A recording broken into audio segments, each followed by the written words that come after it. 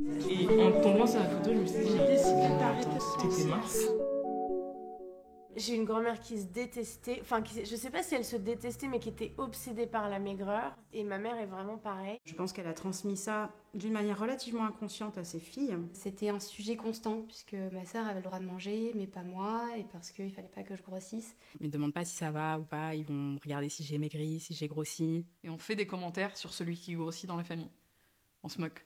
J'ai toujours été une enfant très forte. Ça leur a toujours posé un problème. Commencer son adolescence en ayant le sentiment que son corps pose problème à sa propre famille, aux personnes qui vous sont le plus proches. Quand on appelle un tel bouteille de gaz ou bagara, ça veut dire vache en arabe, bah c'est drôle. Quand j'étais petite, ça me faisait pas rire. C'est une façon assez compliquée de commencer sa vie de femme en fait. Je pense que les mamans, et je pense aussi à ma fille, ont beaucoup de responsabilités dans ces questions, dans le regard qu'elles portent sur leur enfant. C'est les parents qu'il faut éduquer en fait. Les régimes, je connais ça depuis l'âge de 3 mois. On a dit à ma mère que ce serait bien de réduire les portions de lait parce que je prenais trop. Un pédiatre de l'hôpital Saint-Vincent-de-Paul, dans le 14e, qui avait dit à mon père « Oula, elle commence à avoir du bide ». Je me souviens qu'il y a une remarque du médecin. J'avais pas encore eu ma puberté, donc je devais avoir 11 ou 12 ans. Le médecin de famille qui a dit « Il faudra quand même surveiller le poids d'Elvire ». Alors que j'étais dans les groupes de poids, j'étais pas grosse. Mais voyant ma mère, il a dû se dire « Ah, à tous les coups, elle va être grosse ». Le pédiatre, il est sorti, il a dit « Mais cette enfant est trop grosse ». Et mon père était rentré à la maison en disant à ma mère « Tu lui donnes trop de goûter, va falloir faire attention, elle commence à avoir du ventre, c'est pas bien ». Ça avait énervé ma mère, moi ça m'avait fait pleurer. Lui, il était vraiment reparti en bon élève de « Le médecin nous a dit de faire attention, faut qu'on fasse attention ». Ma mère, elle s'est exécutée parce qu'elle fait confiance au médecin. Et c'est à ce moment-là que la petite graine du faire attention est née. Et en fait, là, ça a été le début de la détestation de moi.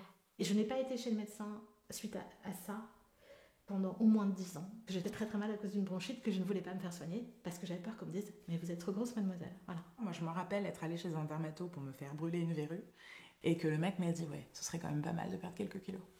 C'est terrible.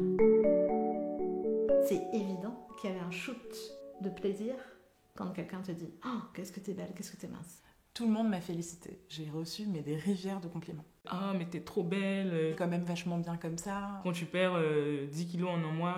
Pas une seule personne, y compris parmi mes amis les plus proches, qui m'ont dit c'était rapide quand même. Il n'y a pas eu de réel accompagnement sur cette notion d'acceptation telle que tu es. Quelqu'un qui me fait une réflexion, même pour me féliciter d'avoir maigri, c'est déjà quelque chose d'hyper intrusif. Si la société a décidé qu'une femme, elle devait avoir le ventre plat, eh ben c'est son problème et c'est pas le mien. Bravo, t'as maigri. Qu'est-ce que ça veut dire quand on a grossi? Si j'avais décidé, je choisirais d'être mince comme tout le monde et pas de me faire moquer à l'école. J'aurais aimé entendre de la part de mon entourage, c'est que c'est pas grave. Parce que j'étais parfaite comme j'étais et qu'il y avait absolument rien à changer. Rien, je suis belle quoi. Je suis normale. Mais il y a surtout des choses que j'aurais aimé qu'on me dise pas en fait. Que tout ce qui était réflexion sur mon corps n'ait jamais existé quoi. Pour les adolescentes d'aujourd'hui, c'est que ce soit pas un sujet. C'est plein de trucs que j'ai intégrés et que je continue de croire aujourd'hui. Qu'on parle pas de leur corps comme si c'était quelque chose de public sur lequel on avait le droit d'avoir une opinion. C'est ça que j'aurais aimé. Moi, j'ai commencé à prendre un peu de poids, mais moi, je pensais que c'était beaucoup de poids. Moi, dans mon souvenir, je devais être obèse, mais en fait, je ne l'étais pas. Je me percevais vraiment obèse, énorme. Et lorsque je regarde les photos de moi petit, je me dis, mais en fait, j'étais pas grosse. C'était violent parce que je me suis dit, mais ça veut dire qu'à aucun moment de ma vie, j'ai eu conscience de ce à quoi je ressemble vraiment. Pendant très longtemps, j'arrivais dans un groupe de filles et je me disais, c'est moi la plus grosse. Ou alors, pour une fois, c'est pas moi la plus grosse. Je regardais toutes les femmes qui passaient et je ressentais de la jalousie. Tout le monde me paraissait plus mince. Mes copines étaient 10 fois plus belles, 10 fois plus minces, 10 fois plus intelligentes. Elles doivent être heureuses, elles doivent tout avoir dans la vie. Elle est jolie, elle a pas de problème, c'est à ça que je devrais ressembler. C'est la concurrence qu'on va mettre entre elles parce que on n'appelle pas beaucoup à la solidarité. Aujourd'hui, quand il y a une femme belle, je me sens pas menacée.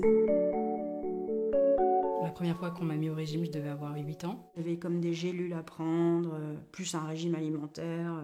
J'allais au sport le matin, 6h du matin, je faisais mes repas à l'avance, j'étais surmotivée. J'ai perdu des kilos au début, mais je les ai vite repris. Quand je m'interdisais trop de manger, je devenais vraiment à moitié folle. Et je faisais une vraie fixation là-dessus. Donc c'est pour ça, au début, je me disais, c'est peut-être ce régime-là qui fonctionne pas, donc essayez-en un autre. Après chaque régime, je rentrais dans des orgies alimentaires terribles. Je me disais, mais là, en fait, tu vas aller au supermarché et tu vas voler une tablette de chocolat. Des épisodes de boulimie intense, je vais manger absolument tout ce qui va me passer sous la main. Je pouvais bouffer 12 yaourts d'affilée et 3 litres de coca. Et je vais tellement m'en vouloir après ça que je vais compenser et pendant 10 jours, je vais rien avaler. L'hyperphagie, c'est, pour résumer, c'est quand on mange beaucoup en quantité de façon un peu frénétique. Et croyez pas que ça fait du bien. Ça fait souffrir. C'est une forme de trauma qu'on s'inflige à soi-même, en fait. Cette haine de soi, c'est affreux. Mais je sais qu'il faut que je sois vigilante et qu'à n'importe quel moment, si je vais mal, ça peut revenir. 10 ans plus tard, je fais plus de régime, mais j'en subis encore les conséquences. Une fois qu'on se déteste ou qu'on se sent trop grosse ou qu'on se sent pas dans la norme, on s'empêche tout. On s'empêche de vivre, en fait. On devient notre propre bourreau. Mais je pense que j'étais tout le temps mal à l'aise, donc quoi que je fasse, je trouvais ça nul. J'aurais bien aimé faire de la danse quand j'étais jeune, et quand j'étais adolescente, et j'étais trop mal à l'aise dans mon corps pour en faire. Donc j'étais très nulle en sport, parce que j'osais pas courir devant les autres, j'osais pas me mouvoir dans l'espace. Je voyais une belle robe ou un beau vêtement, je voulais pas me l'acheter parce que j'estimais que je le méritais pas, parce que j'avais pas le corps qu'il fallait. J'étais en grande souffrance à chaque fin de journée shopping qu'on faisait avec ma mère et ma soeur. Moi, je m'empêchais de faire énormément de choses. Du sport, de mettre un bikini à la plage, éventuellement de draguer, de sortir parfois, parce que moi j'ai vraiment eu des moments où j'étais très mal à cause de ça. Toute la période de l'enfance, de l'adolescence, jeunes adultes, j'étais noyée dans cette obsession de minceur. Des fois, j'étais tellement mal parce que je venais de manger tout mon placard. Du coup, si une copine me proposait d'aller prendre un café, moi je lui disais non. Parce que j'étais en larmes, parce que j'étais pas bien, parce que j'avais honte. J'aurais pu faire plein de belles choses, mais les régimes, c'est terrible. Ça peut même couper tout ça. Ce qui m'a permis de sortir de cette boucle infernale, c'est la déconstruction sur les questions féministes. Le regard de ma famille sur moi, l'amour de mes enfants, l'amour de mon mari, comme je suis, quoi. Je suis beaucoup détachée de ma famille aussi, et ça m'aide. La balance, ça a été compliqué, d'ailleurs maintenant j'en ai plus du tout. Je ne me pèse plus du tout. J'ai découvert toutes les approches autour de l'alimentation intuitive qui consistent, pour l'expliquer en quelques mots, à dire aux gens de se foutre la paix. Quand je m'achète des fringues pour moi parce que ça me plaît. J'ai appris à m'écouter, j'ai appris à écouter mon intuition et à essayer de moins me censurer le moins possible par rapport à ce que les autres vont penser de moi. Je veux plus voir des meufs toute la journée qui font pas ma taille. J'ai plus envie de me dire que la norme de beauté c'est elle. Grâce à l'avènement du body positive et de toutes ces femmes qui s'assument sur internet, ça aide énormément toutes ces instagrammeuses.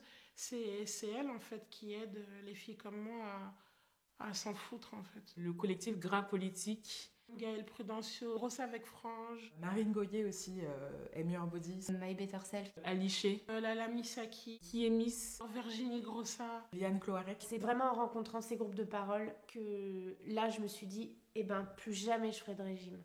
Plus jamais. Votre corps il est fait pour ressentir le soleil, pour ressentir l'air, pour vous balader, pour aller dans les terrasses de café, pour voyager, pour aller en boîte. C'est ça la vie. Mais la vie, c'est surtout pas les régimes.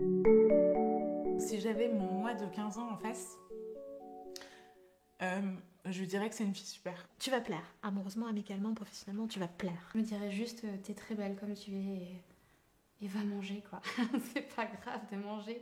Et tu vas te construire et tu vas apprendre à t'aimer. De pas s'occuper de ce que pensent les gens. Ne te prive pas de nourriture pour faire plaisir à maman et à la société. Je leur ai arraché le régime des mains, j'aurais déchiré, j'aurais dit ne suis surtout pas ça, ne les écoute surtout pas. Tu vas perdre beaucoup de temps à chercher, à faire quelque chose qui ne fonctionne pas. Ils vont te plonger dans un enfer où tu t'auras beaucoup de mal, ça va détruire ta vie. Teste autre chose, fais autre chose, mais la solution c'est pas ça, quoi. Tout, mais pas ça.